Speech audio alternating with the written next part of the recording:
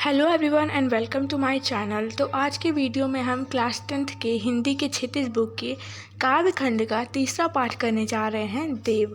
तो चलिए, हमेशा की तरह हम कवि परिचय से आज का पाठ शुरू करेंगे। तो इसके जो कवि हैं वो हैं देव। देव का जन्म इटावा उत्तर प्रदेश में सन 1673 में हुआ था। उनका पूरा नाम देवदत्त द्विवेदी था। देव के अनेक आश्रयदाताओं में औरंगजेब के पुत्र आजम शाह भी थे। अब ये आश्रयदाता क्या थे? तो जब किसी को कोई रहने के लिए जगह देता है तो उसे बोलते हैं कि वो इंसान जो है वो एक इंसान को आश्रय दे रहा है। जैसे कि कोई गरीब है, अब बहुत एक बारिश हुई हम देख रहे हैं तो उसको थोड़ी देर के लिए हम कहते हैं कि यहाँ घर के पास ही रुक जाओ, जिससे कि बारिश टल जाए तब तुम जाओ, तो उसे बोलते हैं आश्रय देना। ओके। तो जो राजा थे आजम शाह, औरंगजेब के पुत्र, वो राजा थे और जो देव थे वो कवि थे। तो कवि जो होते थे पहले तो दरबार में राजा को कविता या काव्य सुनाया करते थे। तो एक तरह से कह सकते हैं कि देव के लिए जो आजम शाह थे वो आश्रयदाता थे। अब आपको आई थिंक समझ में आ गया है। लेकिन जो कवि थे देव, उनको सबसे ज़्यादा संतोष और सम्मान भोगीलाल एक राजा से प्राप्त होता था, क्योंकि जो भोगीलाल थे ना, वो उनकी कविता पर रीझ कर लाखों की संपत्ति तक दान कर देते थे। तो इस तरह से उनको ज़्यादा संतोष और सम्मान मिलता था उनसे, इसलिए वो वहाँ पे अपना ज़्यादा बेस्ट देते थे, कह सकते हैं। उनके काव्य ग्रंथों की संख्या 52 से 72 तक मानी जाती है, जिसमें से रस विलास, भाव विलास, काव्य रसायन, भवानी विलास ये उनके प्रमुख ग्रंथ माने जाते हैं। ओके। अब ये सब कुछ एग्ज़ाम में बन सकता है, तो आप इसको एक बार देख लीजिए, बिकॉज MCQ टाइप में आ सकता है ऐसा क्वेश्चन, इसलिए हाईलाइट भी किया गया है। कवि देव की मृत्यु सन 1767 में हुई।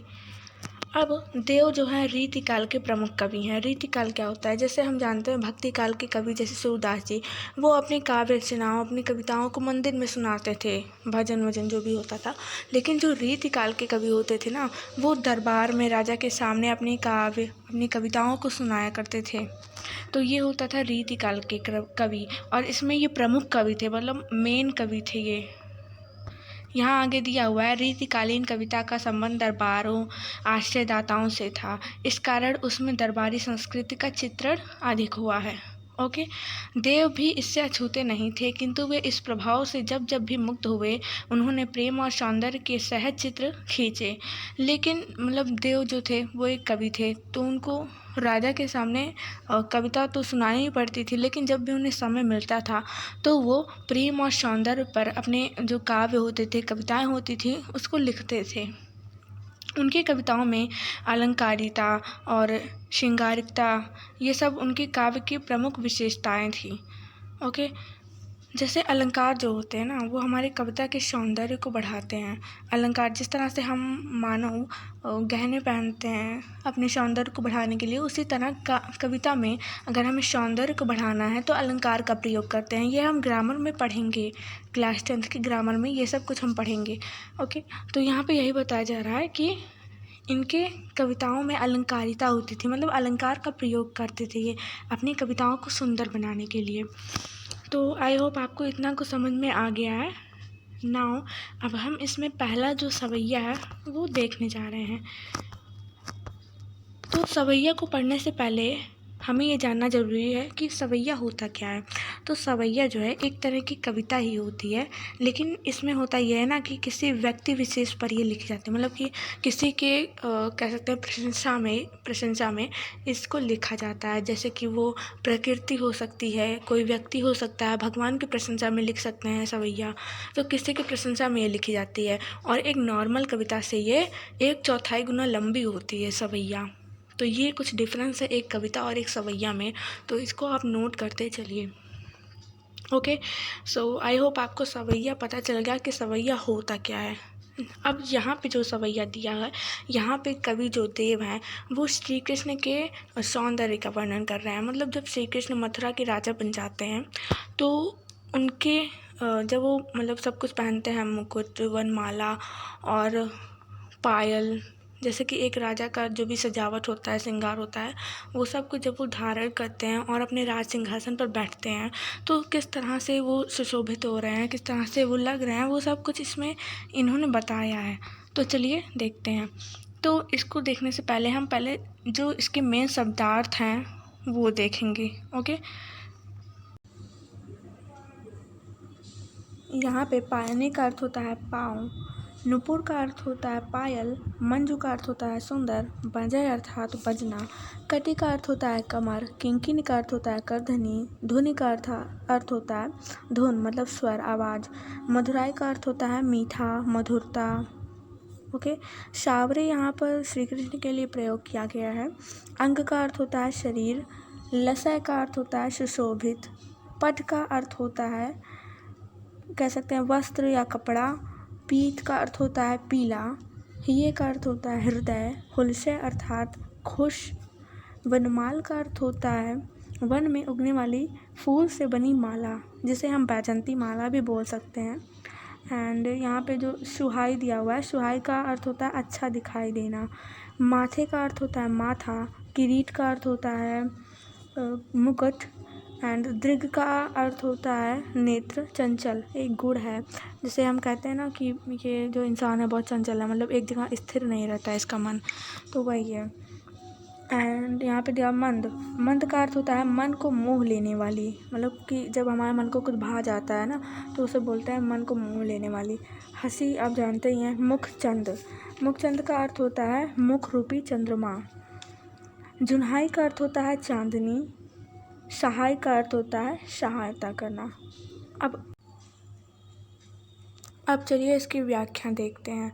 तो यहाँ पे बताया जा रहा है पायनी नूपुर मंजू बजे कटि किंकिन के धुन की मधुराई, मतलब श्री कृष्ण के पैरों में जो पायल हैं वो बहुत ही अच्छे बज रहे हैं, मतलब बहुत सुंदर रूप से बज रहे हैं, उनकी आवाज़ बहुत ज़्यादा मधुर आ रही है।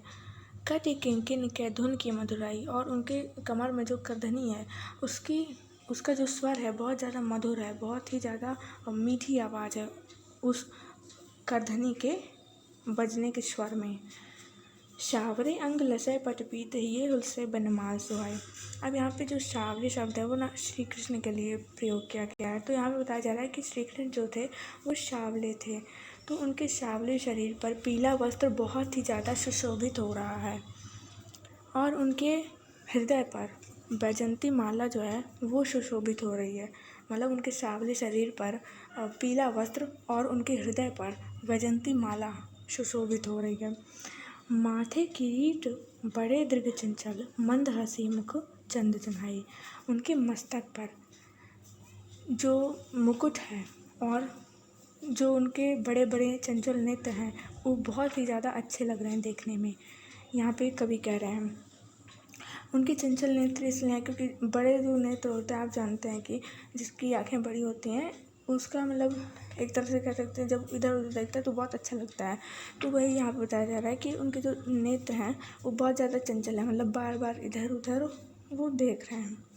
अब यहाँ पे बताया जा रहा है मंद हंसी मुख चंद जुन्हाई, मतलब उनके मुख रूपी चंद्रमा पर मधुर मुस्कान रूपी चांदनी जो है वो सुशोभित हो रही है। उनके जो मुख है वो चंद्रमा के समान है, और जब वो हंसते हैं ना तो जैसे लगता है कि एक चांदनी, लोग जिस तरह से चांदनी की रोशनी फैल जाती है, तो उसी तरह जब वो हंसते हैं तो ऐसा लगता है कि चारों ओर जो है चांदनी की रोशनी फैल गई है। जय जग मंदिर दीपक सुंदर श्री ब्रज दूल्हा देवशाही। अब ऐसा प्रतीत हो रहा है कि इस जगत रूपी मंदिर में श्री कृष्ण एक दीपक के समान, सुंदर दीपक के समान है। श्री ब्रज दूल्हा देवशाही, और यहाँ पे जो कवि हैं वो कह रहे हैं कि ये जो ब्रज के दूल्हा अर्थात श्री कृष्ण हैं वो सबकी सहायता करें। तो आई होप आपको ये समझ में आ गया है, एंड अगर आपको कोई भी डाउट है तो आप कमेंट बॉक्स में पूछ सकते हैं। एंड अगर आप चैनल पे नए हो तो चैनल को सब्सक्राइब कर दीजिए एंड बेल आइकन को ऑन करना ना भूलें, क्योंकि अगर आप बेल आइकन को ऑन नहीं करेंगे तो आपके पास नोटिफिकेशन नहीं जाएगा। तो मेक श्योर कि आप बेल आइकन ऑन कर दें। एंड अगर आपको वीडियो अच्छी लगती है वीडियो को लाइक कर दीजिए, बिकॉज आपके लाइक शेयर सब्सक्राइब मुझे मोटिवेट करते हैं कि मैं और भी ऐसे वीडियोस बनाऊं। तो कोई भी डाउट है तो आप कमेंट सेक्शन में पूछ सकते हैं, you are free to ask. So